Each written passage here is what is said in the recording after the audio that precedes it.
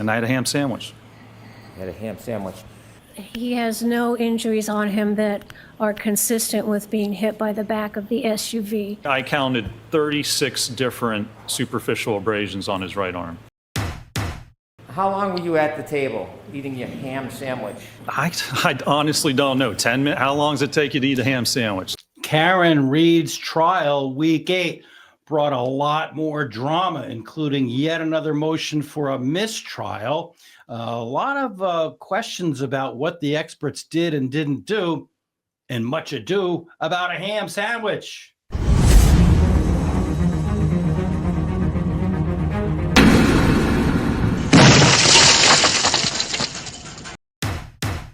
What's all this talk about a mistrial? I'm Lainey Law. And I'm attorney Andrew Myers. And we're talking about a mistrial. How did this start? Long story short, the ARCA expert, Dr. Daniel Wolf, was on the stand, and Hank Brennan, the special prosecutor, goes over to him and shows him the hoodie that John O'Keefe was wearing the last night of his life. And in front of the judge, in front of the expert, and in front of the jury, kind of alleged that the holes in the back of it had been caused upon the fall of John O'Keefe onto the ground. Well, that just wasn't true. What had happened was that the Massachusetts State Police Crime Lab technician had cut those holes in the back.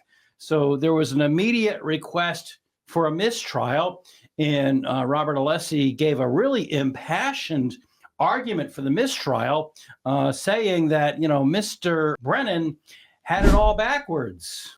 Here. Do you see more than one hole in the back of Mr. O'Keefe's sweatshirt? Yes.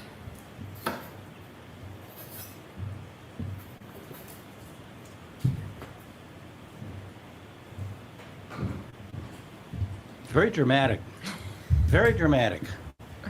When you were forming your opinions that the collision would be inconsistent to damage to Mr. O'Keefe's sweatshirt, did you consider that Mr. O'Keefe may have fallen or landed on his back? No, Hank, that's not what happened at all. And so there was a motion for a mistrial.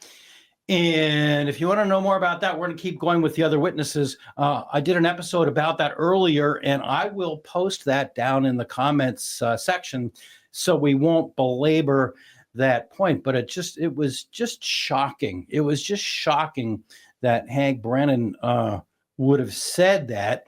And I asked in that episode, was it simply a mistake, as Hank said, when he was all done? He said, oh, it was just a mistake. Was it a mistake, or was it intentional? And the last time I looked at our comments, all of you unanimously said, no mistake. No mistake. He likes to play games with people. He likes to get his way, but then he also just likes to make new rules as he goes along, it feels sometimes. Well, there were a couple of times during the trial, which now, the testimony, all testimony is over now, but there were a couple of times when Mr. Brennan was pushing the edge. And it's not a laughing matter, because, to make an implication to the jury that those holes were torn by the impact, and more importantly, that the expert had not considered it. That was the implication, that, this expert's an idiot because he didn't consider that. That implication is, in my eyes, grounds for a mistrial. But the court disagreed with me. I'm not the judge.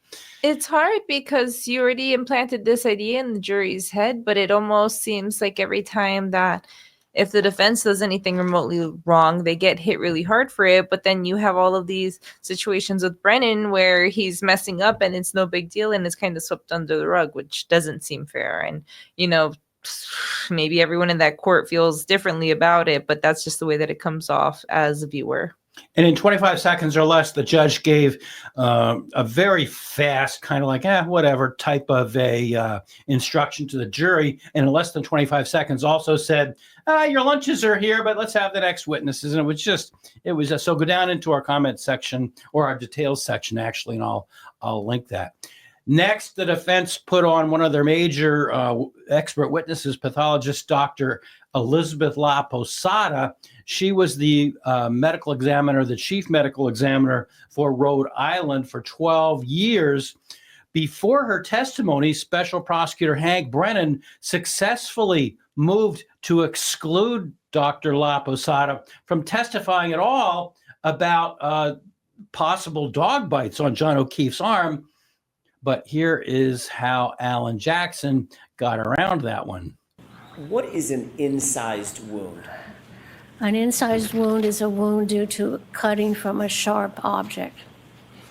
Would you expect to see incised wounds from an animal bite or claw marks? No, they don't cause, they're not like knife wounds. They cause more of a scraping injury. Do you see the injuries that you're looking at in Exhibit 167, are these more consistent with incised wounds or the scraping abrasions that you just talked about? Sustained. Were you able to determine from your review of the medical records whether the injuries that you see on Mr. O'Keefe's right arm were pre-mortem or post-mortem? They were, oh yes, I can determine that. They were inflicted prior to death. Dog bite. Do you have an opinion as to whether or not the wounds that you see, the patterned injury that you see on Mr. O'Keefe's right arm is consistent with an animal bite or claw marks? Yes, it is, very much. So that's how the defense got around the judge's ruling that they couldn't talk about dog bites. It was injury by an animal. So Dr. Laposada, who had asthma, by the way, that's that heavy breathing that you hear there. The poor woman was having difficulty breathing. She stood up to cross-examination by Hank Brennan as he attempted to discredit her observations when she reviewed O'Keefe's death. What did you see when you saw the back of his pants? Well, because he had bled from the back of his injury and he was on a hospital gurney, some of that blood came down, so some of the blood was on the back of his pants. Did you see anything else other than blood on the back of his pants? I don't remember. I'm sorry? I don't remember if I saw anything else. See how he made her repeat, I don't remember? Sneaky, Hank, sneaky. Did you look, when you were doing your differential diagnosis, did you look at any evidence other than physical evidence? Did you look at any data evidence? I don't know what you mean, data. Like data you would find on a cell phone? No. Did you look at any of the data evidence from the defendant's Lexus? No, other than looking at the contours of the back to see if it had impacted Mr. O'Keefe. When you were doing differential diagnosis, did you look at any information that would tell you what the speed of that impact may have been or allegedly was? Well, it didn't hit him, so it doesn't matter. Slay. Okay. So you didn't care to know anything about the car or the data in the car because you had already formed your opinion? It did not hit him, so it was not relevant to my opinion. Is that a different way? By looking at the body, I could tell that there was no evidence of impact with a vehicle. So whether the vehicle was going slow or fast is not relevant. And so you didn't try to get any information about the speed of the vehicle? It was totally irrelevant to you? Correct. Did you notice how he asked that question a couple of times? I don't know if he committed the error that a lot of attorneys do, that they write an outline or actually write out their questions, and instead of listening to the witness, they are looking at their outline to remember their next question, because she tucked that to him a couple of times. He would ask a question. She said, "It didn't hit him. It didn't hit him. She was not hit by an SUV." She did that to him a couple of times, and he didn't smarten up and, ask a different question or ask it a different way. But I'm just wondering if the reason that he kept asking that was kind of to paint it to the jury like, oh, she didn't check how fast the vehicle was going, not necessarily focusing on the part that she was very confidently saying that there was no vehicle involved in the injury. It was just like, oh, well, she didn't even know. She didn't even know. She didn't even know. Well, that's what he was trying to do. Oh, she didn't pay attention to the odometer on the SUV. Well, of what relevance is that if the SUV didn't hit John O'Keefe? Well, so you didn't pay attention to, the tail light. Well, why would I if it didn't? And he just, I guess that's what he was trying to do, but it kind of backfired on him. It really just, because she did that a couple of times. She came off very confident and well-spoken. Well, she has quite a past history. I don't know how many of our viewers will remember the Station nightclub fire way back in Rhode Island in the early 2000s. A band by the name of White Shark was playing in this very busy nightclub, and they were using some pyrotechnics. And the pyrotechnics set fire to the club. 100 people more or less died in that fire, and she was the medical examiner. And then going back to the late 90s, I think 97 or 98, the Egypt airplane took off from New York.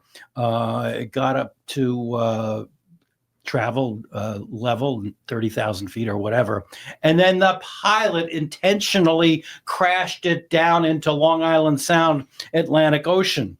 And she was the medical examiner. Now, true to be told, to be fair to Mr. Brennan, he pointed out that there was some politics about that. Some people had accused her with, not going to the scene of the nightclub fire quickly enough.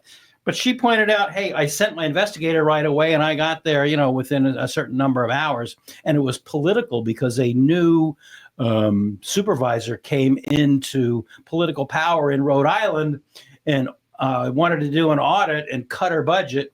And we all know politics. And for whatever reason, she resigned. She didn't want to have to do her job with a politically motivated budget cut. So she left. And so yet again, in my view, that backfired on Mr. Brennan to say that she hadn't done her job when it appears that she was forced out due to politics. But getting back to this case, Brennan's cross-examination then turned to John O'Keefe's injury just above his eye. Now, would it be fair to say, Dr. Laposada, you do not know the genesis of that cut on Mr. O'Keefe's right eye? I do not know what caused it. I can tell you what didn't cause it, but I don't know what did cause it. You said that was from blunt force? It's from application of blunt force to that little area that broke the skin. When you were asked a question about whether that was consistent with a punch, you opined that it was consistent with a punch, yes?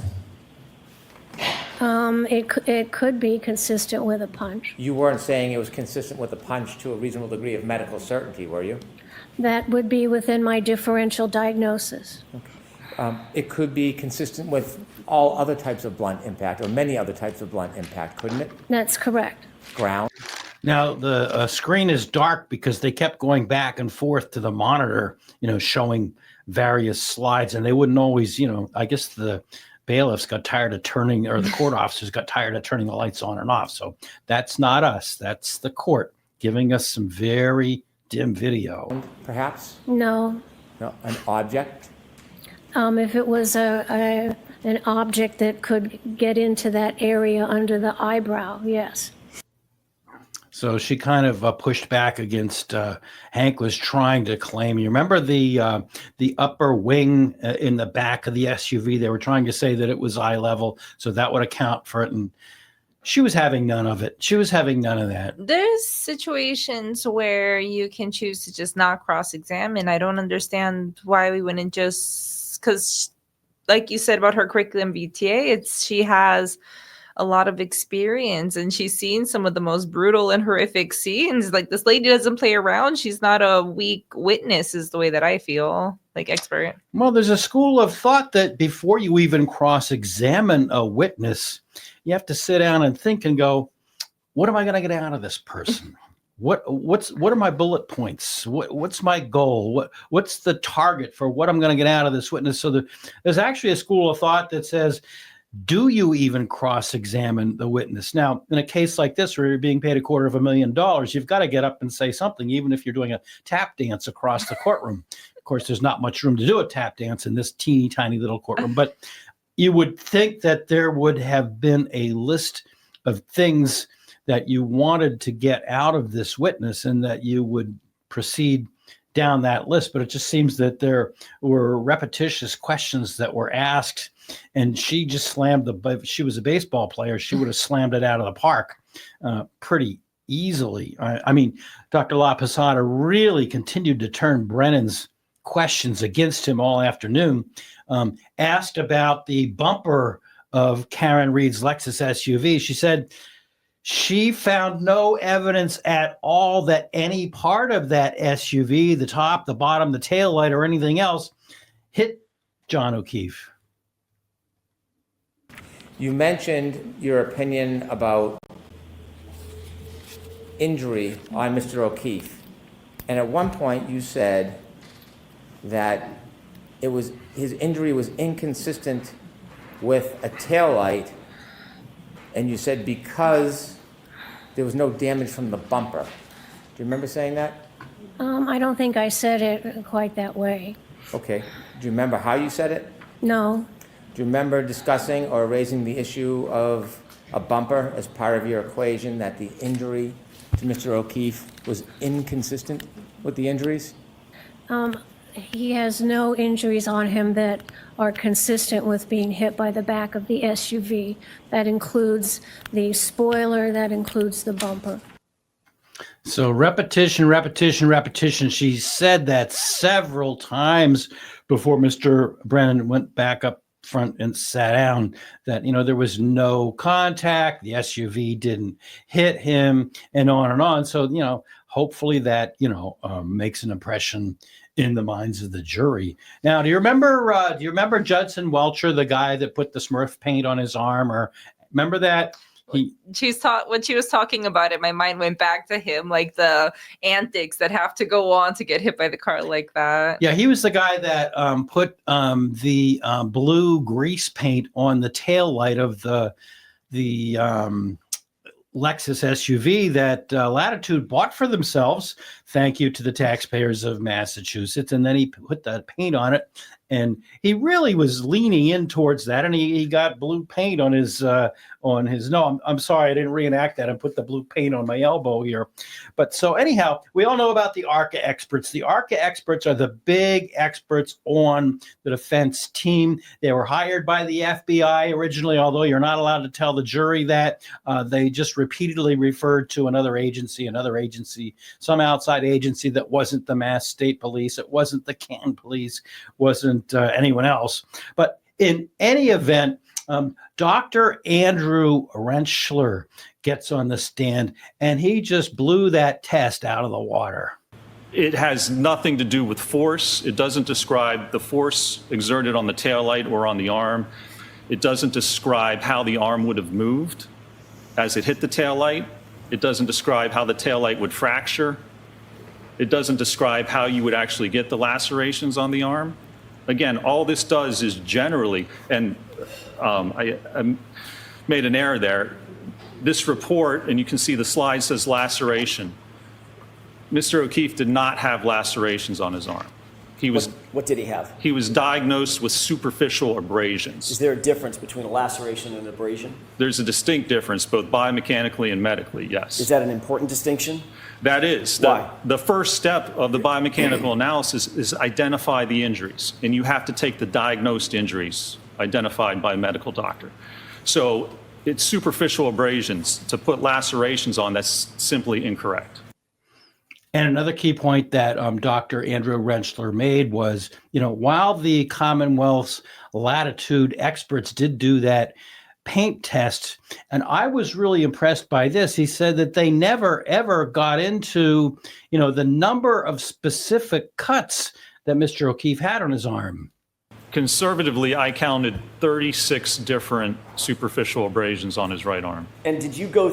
And I found that really interesting because, if you're going to show this picture over and over and over, and I don't know how many times we've seen these various pictures of John O'Keefe's arm, both in the initial trial, the various voir dires, and then now in the retrial, no one has really honed in on these as closely as Andrew Rentschler did. And I think that's significant because the Commonwealth's whole case is that SUV backed into allegedly John O'Keefe, and somehow in that instant that the taillight came into contact with John O'Keefe's arm, somehow it not only pierced through the hoodie and broke, and in that same split second caused all of these injuries. So for the first time, we've now heard that we didn't hear from Latitude. We've heard that there were 36 different cuts. And so I thought that was...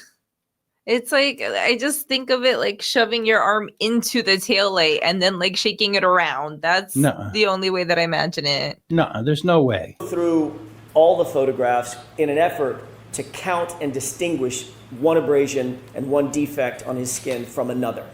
I did, yes, sir. And you said conservatively 36 separate abrasions, correct? That's correct. What does that mean in terms of the mechanism that you would expect to cause that abrasion? Well, you need 36 different points of contact. That's what I was just thinking, yeah.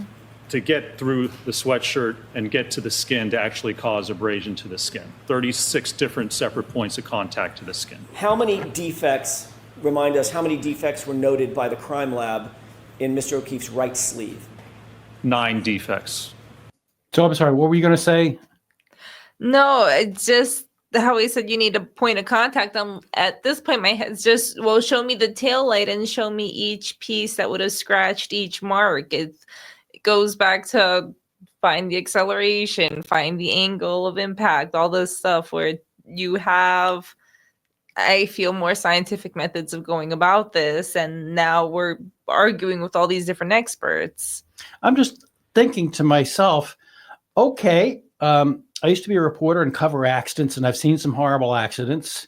I'm just trying to think of the mechanics and the time that have to come together to have the taillight break into a bunch of different pieces, and at the same time that they break, go into his skin in 36 different places. And I don't think anyone has explained that. I don't think anyone to this day, if I'm wrong, let me know down in the comments. I've been wrong before, I know that. But I don't think anyone has explained just the mechanics of how a taillight, a polycarbonate taillight, breaks into that many pieces and then causes all of those cuts. It's just, I don't know. I don't get it. And I don't think the jury got it either, because people said they seemed confused, and I don't know. I really don't know. So taking this even one step further, that more specific analysis led Dr. Rentschler to the conclusion that there was absolutely no correlation between the taillight and the injuries to Mr. O'Keefe's arm. Did you reach any opinions and conclusions regarding whether the physical evidence is consistent or inconsistent with the injuries to Mr. O'Keefe's right arm? I did, yes. And what are what's the basis? The basis is looking at the number of laceration or the number of abrasions on the arm, as well as the orientation and direction of those abrasions. And they don't correspond to how the arm would interact with the vehicle if it was at a right angle and struck by the rear of that vehicle. Do you hold that opinion to a reasonable degree of scientific certainty, Doctor? I do, yes, sir. And then that was followed up by Dr. Rentschler saying that if a vehicle like that SUV, which weighs 6,000 pounds, went back and struck a human arm at the 24 miles an hour that was said to have been the speed of the Lexus, or even just 10 miles per hour, he said, you would expect fractures of the arm, especially the elbow. So none of it made any sense. So based on his own analysis, Dr. Rentschler said, no way, my words, not his. He was a bit more scientific than I am, that the Commonwealth's theory and the expert, there's no way they were right about what happened the night of January 29th of 2022. Do you have an opinion as to whether or not the testing that you reviewed from Aperture is consistent or inconsistent with John O'Keefe being struck by the vehicle, propelled perpendicular, backward, say 7 to 10 feet, and falling straight back onto a hard surface as depicted in the drop test? The testing's inconsistent with those types of kinematics or that type of scenario. On what do you base that opinion, sir? That's based on the testing that was performed, the evidence available in this case, and the kinematics of how somebody would move post-impact after being struck by an SUV. Do you hold that opinion to a reasonable degree of scientific certainty? I do, yes. Okay. So now it was time for Hank Brennan to get up and do the Commonwealth's cross-examination.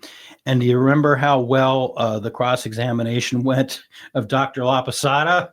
He needs to leave these educated people. And the thing is, I understand it's his job. I understand it's his job. He's just doing the best he can. These are the things that he's supposed to be doing. He's supposed to be defending the state. But good luck. So then we get back to the issue of the FBI, which we can't mention. FBI. The group that cannot be named. You know that the jury knows it was the FBI by now. I don't know. You know that they know that. But, you know, they're the ones that originally hired Dr. Rentschler and his colleague Wolf and Arca, even though, you know, as we just mentioned, they can't be mentioned by name in court. So on cross-examination, the special prosecutor, Hank Brennan, attempted to claim that that agency, he didn't mention it by name, but he tried to say to Dr. Rentschler, didn't they coach you by telling you about the witness testimony in the first trial before you went on the stand? Did you testify under oath that they did inform me, yes, about testimony and situations and events that came forth in the event that I was not aware of? I don't know. They told us about evidence. I don't know if it was specific to who testified to what, but they told us certain things, certainly, yes. What I just said to you, are those your words, sir? I have no idea. I mean, if that's what's in the record, I assume it is. And at this point, what you should be doing if you're cross-examining is take it, Your Honor, may I approach? Yes.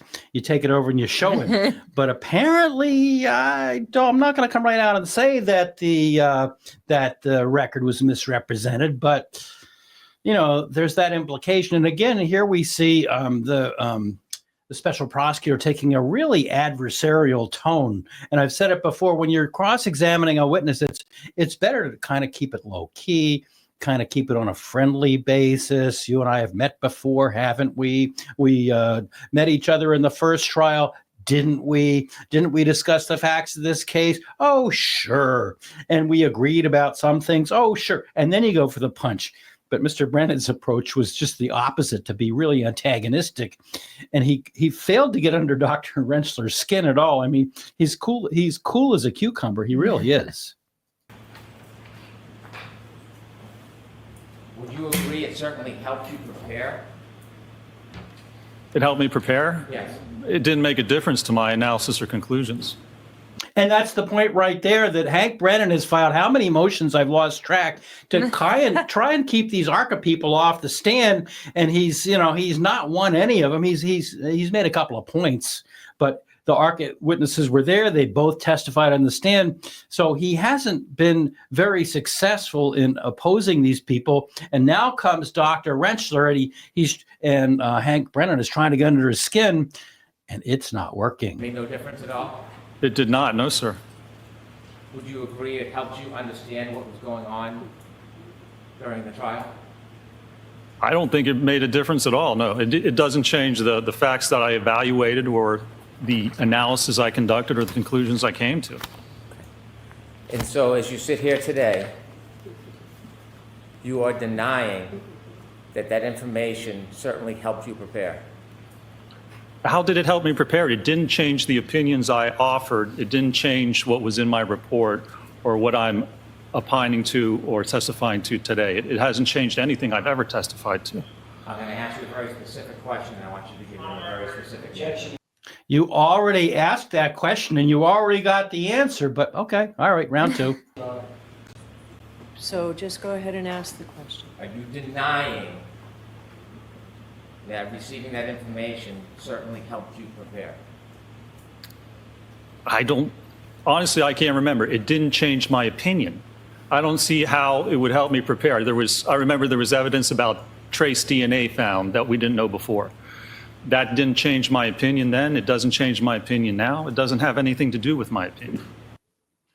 Oh boy. So now a bunch of people that I've seen in other podcasts have come to the conclusion that Brennan at this point was extremely frustrated that he wasn't able to get the better of these ARCA experts. Dr. Rentschler is just, throwing all the questions back. I mean, how did the fact that they may have talked to me before I went on the stand and tell me about the previous test, how did that have anything to do with my conclusions and opinions, which I had written before trial one? I mean, these reports were written by ARCA before the first trial. I believe it was February or March of 2024, and the trial didn't start till April 15th, if I remember correctly, of 2024. And so he just has the same report. Now, they have done some new work following the Commonwealth's additional test, but the basic opinions and conclusions that ARCA originally had, that A,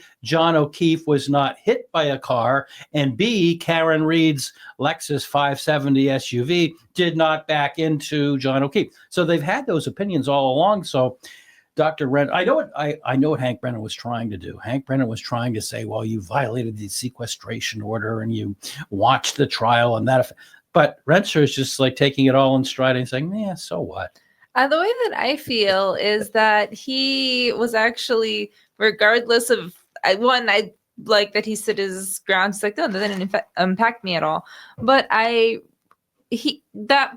few seconds we saw seemed so much more sincere than anything that came out from like all of the law enforcement on stand. It's kind of crazy where it just seemed like he was genuinely confused at the questions, genuinely taken aback, and genuinely like, no, it didn't impact like what I said, Well, I think Hank Brennan was taken aback, as you say, because he was able, with that adversarial, aggressive, I'll say it, nasty tone in his voice, he was able to get the better of some of the witnesses, but not Dr. Laposada and not Dr. Rentschler. They're both just cool. I guess they knew what they were up against. So they're just like, two more things about Dr. Rentschler, two more things about him.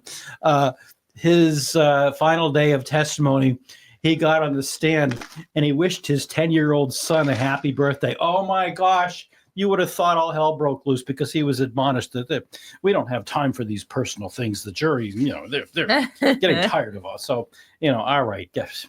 So we will, if they're watching, we will wish Dr. Rentschler's son a happy 10th birthday a couple of days late. Happy birthday. Hope you had a great day. I'm sure Dr. Rentschler and his wife had a nice cake for you and all that good stuff. Have a good. But I said there were two things about Dr. Rentschler. The other thing is, after the first trial, he needed a ride to the airport, and I guess he couldn't get the ride right away. So, guess he was hungry. He sat down and had a ham sandwich. Oh my God, you would have thought that Hank Brennan was going to have a meltdown. Now, this cut is a little bit long, but I think it's worth it. After you testified, where did you go?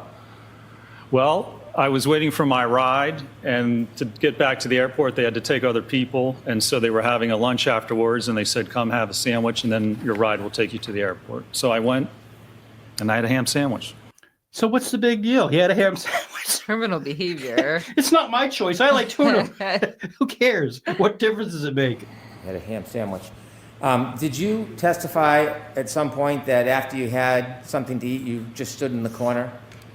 I did. I just sat at a table, ate, and then went over and literally stood in the corner waiting for my ride. When you sat at the table and eat, did you just eat your ham sandwich? Or did No, I had a Coke with it. more go on? I ate. People were talking. I really didn't talk much at all. Did you listen? Certainly, No. I'm sure I did, sir. Did you laugh along? I assume if No, I put headphones on and listened to Led Zeppelin. something funny was said, I probably laughed. Did you talk about your testimony? I don't, at this point, I don't even remember. Let me alert you to something. When you were there at the luncheon, did you see a camera crew I believe I did, yes, sir. filming and documenting, right? There were a lot of cameras, yes. You know that you might have been on some of that footage? That's fine. I could care less. Okay. So do you think maybe you were talking about the case and their answers and Laughing it up a little bit. I have no idea. Oh my God, people were laughing. That's like people make fun of us and tell us all the time, this is a serious topic. Don't you dare, have fun. Don't you dare laugh. All right, I'll try not to laugh at all, except. It's like, were you trying to be personable? Really? Were you trying to be funny? Were you trying to get along with people? Like, Did you have an iced tea? Did you have a pickle? So if you think we're done with the ham sandwich, think again. Possibly. You were involved in conversations with the defense attorneys, were you? What do you mean conversation, sir? I had just gotten done testifying. I was having lunch. Whatever was spoken about at the table, I'm sure I heard. You know what a conversation is when someone speaks to you and you answer. Sure. Did you have conversations with some of these folks? Sir, I can't remember conversations I had last week, let alone a year ago. So I probably did, but I have no clue Do you remember any, what we would have say that talked every about. week. Do you remember accolades you might have been receiving because you had given certain answers to the then prosecutor on the case and laughing about the answers? I have no idea. You don't remember? I can't remember last week what I had for lunch last Tuesday. How would I remember a conversation from over a year ago? Do you remember when you were having conversations with some of these folks and you were laughing about when the prosecutor asked you about other evidence like DNA? You had a response, well, the physics doesn't change. You remember? I don't specifically remember that, no, sir. How long were you at the table eating your ham sandwich with the folks there enjoying the event? How long do you think that went on for? I honestly don't know. 10 minutes? How long does it take you to eat a ham sandwich? 10 minutes? See, All right, that's enough. That's enough of Cutting that. from a sharp object. I thought we were done with you. well, what I found extra funny was he had the opportunity because he said, I don't even remember what I had for lunch last week or whatever. He could have said, but you remembered you had a ham sandwich. So how do you remember you had a ham sandwich without remembering the conversation? But Really, who does? What did I have for lunch last Tuesday? I don't have a clue. I really don't, unless I write it down in my book.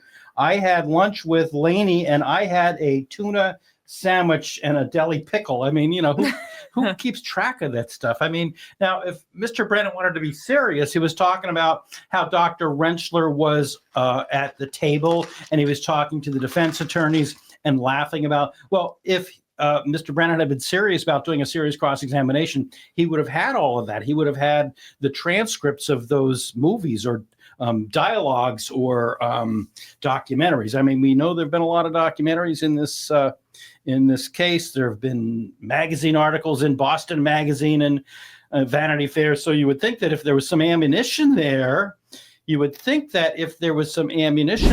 Mr. Brennan, would have brought it. He would have brought it. Because, he does have the grand jury testimony. He has the transcript from the first trial. He has the transcript from the voir dire. And it's very notable to me that, these former hearings and voir dires have been held and Mr. Brennan wasn't able to find anything inconsistent to rub in these guys' faces. So that's telling to me. And there's an old saying, if you tell the truth, you don't have to remember stuff. If you tell a lie, now you got to remember every lie that you told. I mean, what a tangled web we weave when first we practice to deceive. But he was unable to find any inconsistencies because these guys told the same, I don't want to say they told the same stories. They addressed the same facts and opinions and conclusions and bases for those opinions in all of the hearings. So Mr. Brennan, again, I know the man. I've sat in the same room with him. I've talked with him. And I know many, many, many people in Greater Boston can say the same thing. So I'm not saying I'm unique, but I will say, seriously, if he had the goods on the Arca people, he didn't bring them. He just didn't bring them. So, I guess my final thoughts, I'm trying to collect my thoughts after, the levity we had over the ham sandwich is that, the Commonwealth had 6 weeks. The Commonwealth had 6 weeks of testimony, and the judge pretty much gave them, free rein. Whatever witnesses they brought, however long they wanted to talk to them, however long they wanted to put their slides up on the screen and take their time going through their PowerPoints, and that went on for 6 weeks. Then all of a sudden, on the last day of week 6 and then the whole week of week 7 and the beginning of week 8, when the defense is on, we got to hurry up. There was one comment that was made about, I can see the jury and I see that they're looking like they're fed up. And the court had also, it was going to be a hot day in week 6 on a Thursday. So the court said, we can take the day off.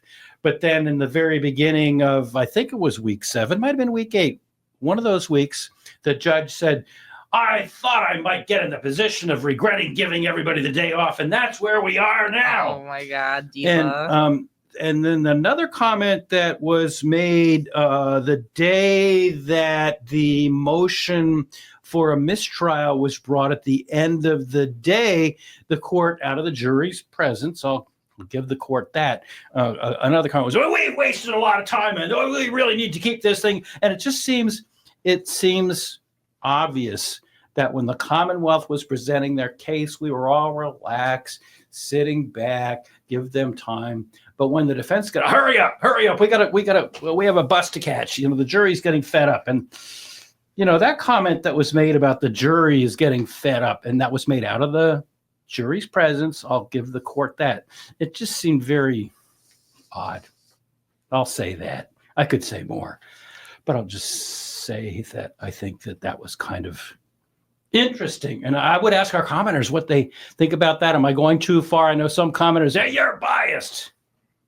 I'm just being objective. What I see, I see.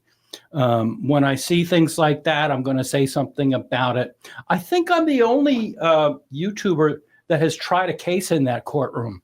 I think I'm one of the only Massachusetts attorneys who does a podcast about this. I've talked to a bunch of Massachusetts attorneys off the podcast that just don't want to come on, and you know who you are. But I'm one of the only there's attorneys, and some of them are really good. I'm not saying anything about them. I'm not saying anything about the other attorneys that do podcasts, because some of them are really great, and I watch them, and I think they're wonderful, and they give us all a lot of insights. But I think I'm one of the only, and I said one of the only Massachusetts attorneys who does a podcast, and I think I'm the only podcaster that has actually tried a case in that courtroom and knows how tiny and uncomfortable and stuffy and not pleasant it is to be in there. So those are my thoughts. The case is, the evidence is all over.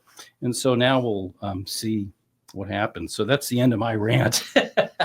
Lady, what are your closing thoughts? Well, I was thinking, we've talked about this before on the podcast, where a lot of what matters is, what the jury sees at the beginning and what the jury sees at the end. And I think as far as Professor or PhD, Dr. Laposada and Rentschler, I think that, at least in my opinion, from an outside perspective, it's almost like Brennan was doing the defense a favor in making his final closings and final cross-examinations.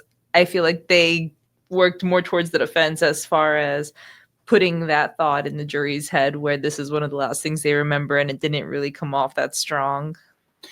No, the cross-examination was a dud. It just, so I would ask our viewers, how you feel about that. If you feel that the Commonwealth really did any better in trial 2, there were fewer witnesses on the Commonwealth side. There were more witnesses on the defense's side. So let's ask our viewers this.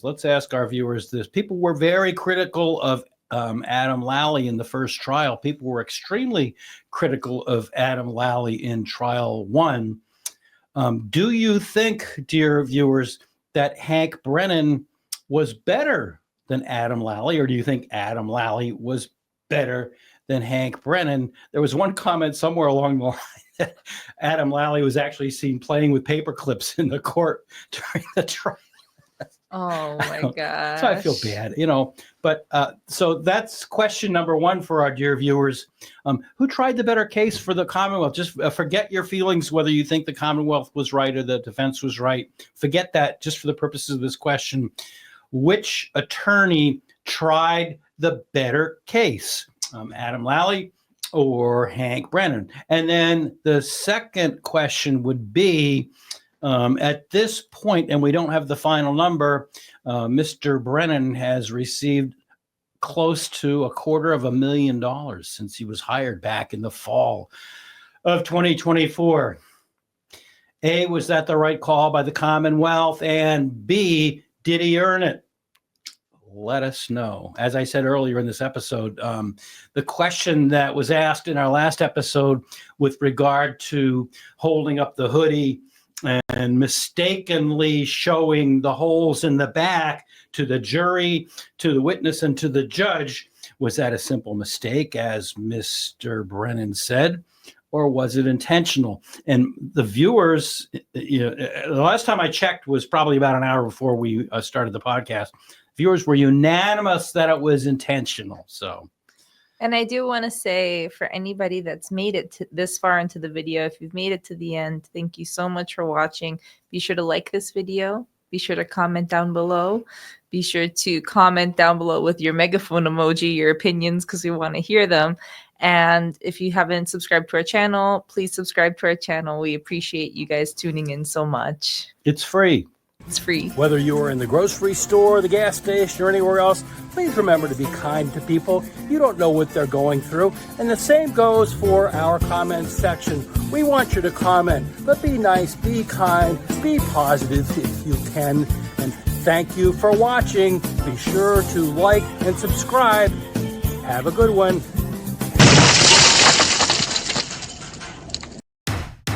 How long does it take you to eat a ham sandwich?